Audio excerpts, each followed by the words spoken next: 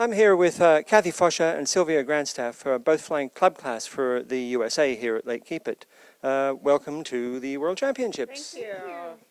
Thank you. They just landed today. They were the first back in club class on day 3. Yesterday, as you know, was cancelled in flight because of smoke. And let's see what a kind of a flight they had today. So, Kathy, please tell me a little bit about your flight today.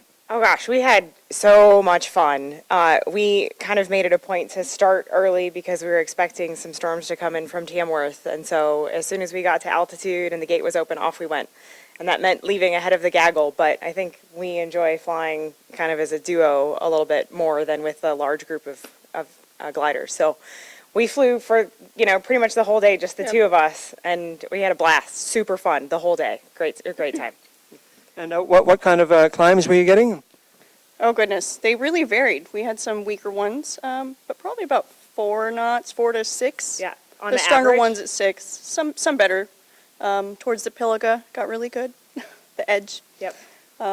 It can be kind of hit or miss with the Pilliga. It's bitten us before, so we flew the pre-worlds last year, and we learned all about that.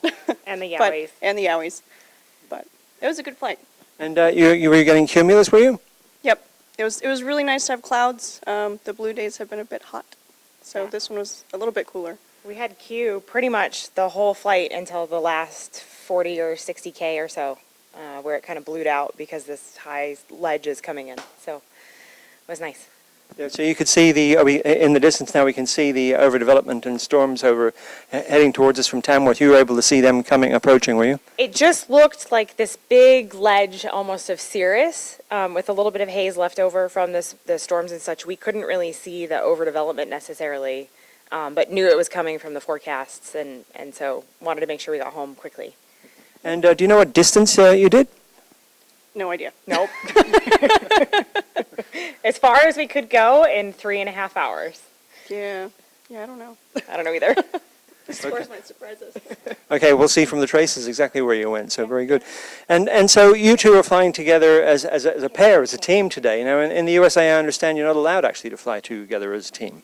That's correct. So US rules don't allow communication in flight. Obviously, there's still a lot of gaggling and leeching, as we call it, but that's not really allowed. So Sylvia and I made it a point to come out here and fly the Club Class Nationals here at Lake Keepit last year and spent, 2 weeks practicing and had an absolute riot then as well. So we have a little bit of experience under our belts, Yep. with radio comms and figuring out how to stay together, that kind of thing. Very good. Are you both from the same club? No, not at all. And what club are you from, Sylvia? I mainly fly contests now, so I kind of bounce around between clubs, but I'd say I associate with the club I grew up at, the Soaring Club of Houston, most in Texas. And I also spent a lot of time at Chilhowie Gliderport, which is where our third competitor, Sarah Arnold, she owns a commercial glider operation there, which has awesome ridge flying. And so you've got a lot of experience flying in the Texas conditions, which are, of course, perhaps somewhat similar to here, are they? It can be mixed. So Houston it's a lot more humid and equally hot, so usually cloud bases are lower, but in the fall we can get maybe 7,000-foot cloud bases. Out west, I've flown a lot in New Mexico, so that begins to approximate this area a little bit better. Yeah. And your club, what's your club, Kathy? Yeah, so I fly in Southern California in Tehachapi, which is about 2 hours north of Los Angeles, and it's on the southern end of the Sierra Nevada mountains. So we get a lot of kind of like high desert in like that feels like this, and then also the mountain flying in Tehachapi. And how far is Tehachapi from Lake Tahoe and Minden? By car, it's like 8 or 9 hours. It's basically the southern end of the same mountain range. Okay, so it's not really the same area, or do you fly up that way? No, but like on a long cross-country day, gliders departing out of Minden will meet up with gliders departing out of Tehachapi on either the Sierras or the Whites, which are the mountains on the eastern side. So we cross their paths with them a lot, as we're flying cross-country.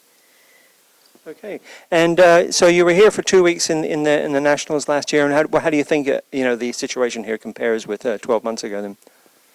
Well, certainly the smoke is a factor, as we saw yesterday with the cancellation, which was a big bummer, but understand safety is first.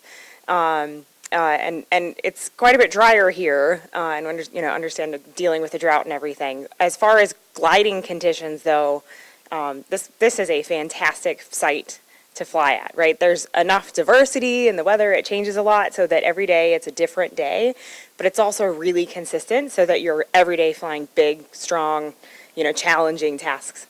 Super fun. Okay. And I guess so far we've had tasks which have all been several hours, and the first 2 tasks were 450 plus K. So if this keeps up for another week or so, I guess you're used to flying long days?